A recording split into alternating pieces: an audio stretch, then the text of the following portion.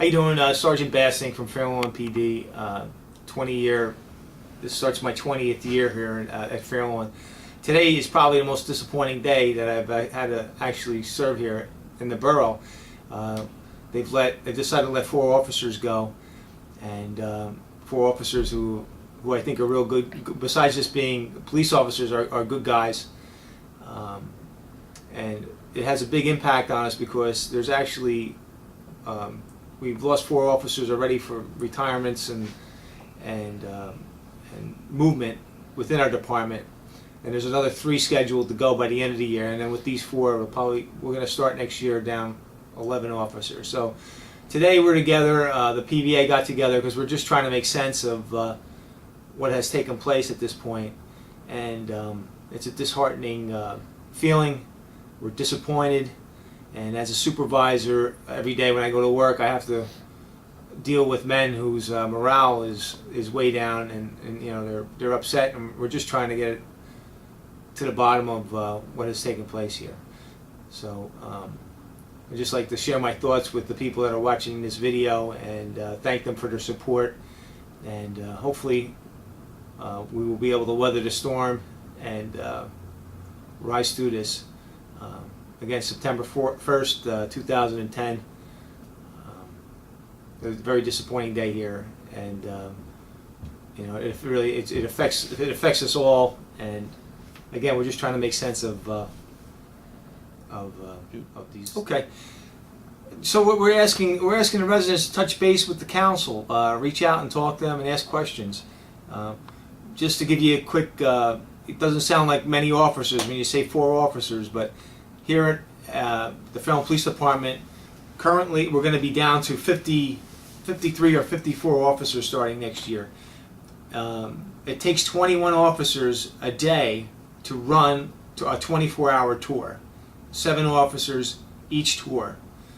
So you do the math. If you have 21 officers needed every day, and you only have 54, it really is going to cut into, we're going to be a bare bones patrol type of unit here at Fair Lawn, and this is going to dramatically affect, you know, these programs that I know the town has come accustomed to, and been able to reach out to our kids. So touch base with the council and ask them to explain why, and hopefully we'll get an answer for this shortly. But you know, we really appreciate your support. And we're going to continue to do the best job we can for you, and I'm honored to serve here in Fair Lawn, as long as all the other brother officers here are honored, and we feel like Fair Lawn's a special place. Help us keep it that way. Thank you. Hi, today we're here to talk with David Boone. He's the president of the Fair Lawn, New Jersey PBA, Local 67. Dave, today there were 4 police officer layoffs in the borough of Fair Lawn. Yes. Can you talk to us about that a little bit? Well, it was a sad day for Fair Lawn. Fair Lawn made a policy decision to lay off 4 police officers rather than reach agreeable concessions that would have saved a lot more money than what they were looking for.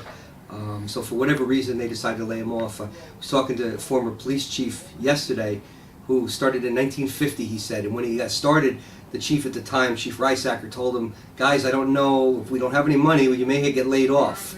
And he said he retired 37 years later with not one day of a layoff. So Fair Lawn's never had a layoff, and it's a sad day for Fair Lawn. Wow. So have you had the opportunity to talk to the 4 officers today? Yes. And what was, you know, what were your feelings on it?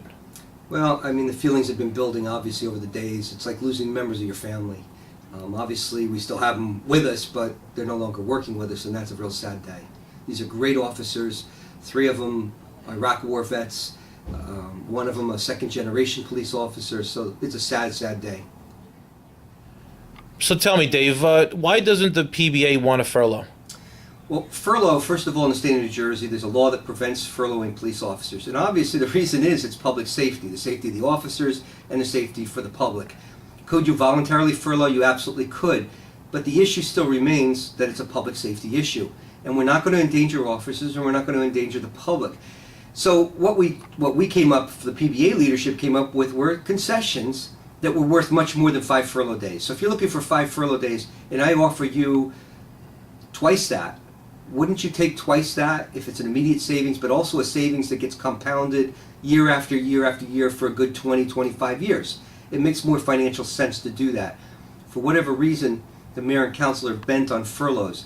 So they're bent on putting us in danger, putting the public in danger, and for what reason, I have yet to be able to figure that out. What in this video? What do you want the community to know? I mean, the facts. Tell the community. What are the facts? There's been a lot of misinformation out of there. What are the facts that you want the people to know? There's a tremendous amount of misinformation. The PBA has been portrayed as unwilling to cooperate, and yet we're the ones that came back to the table time and time again, even though the town admitted they weren't negotiating with us properly or fairly. We're in court decisions, in court cases now because of all of this, which were unnecessary. They're costing the taxpayers more and more money because of their lack of leadership. And we as Fair Lawn police officers will be out there. We'll be doing our job. Whether we have 10 officers or we have 60 officers, we will do the best job we can, but obviously with limited resources, we're going to be very limited in what we can do. And how will the manpower concerns impact the community programs?